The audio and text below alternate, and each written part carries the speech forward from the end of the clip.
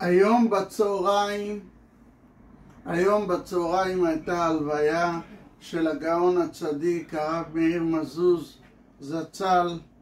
ידוע כמה הרב קוק אהב אותו וחיבב אותו, והרב מזוז היה איש אמת.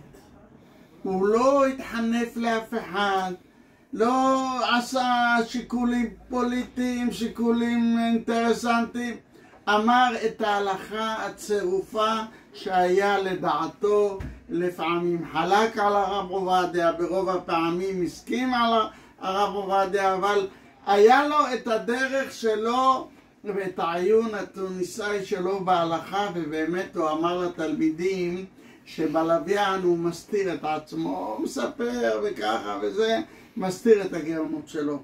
אז היה לו גם ענווה, גם היה איש אמת. ואני רוצה להזכיר, לעילוי נשמתו, יש עניין לעבוד על המידות, להתאפק. אז תראו, הרב מזוז אמר, מי שאכל פפושדו בפסח יעשה תיקון כרת. ככה הרב מזוז אמר. ואמר חמץ שעבר עליו הפסח, הקלאסי ביותר זה פפושדו. למה? כי הפפושדו נמכר בסופרים כל השבוע של פסח, לא נמכר לגוי. וכתוב איסור הנאה, חמץ שעבר עליו פסח זה איסור הנאה.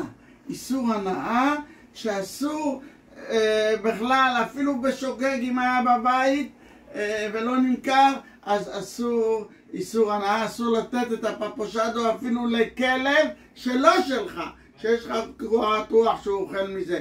אני רוצה לסיים. אנחנו, כל אחד ייקח מהמידות, מהענווה, מהצניעות, ממידת האמת של הרב, ויזכה לכל הברכות שבתורה.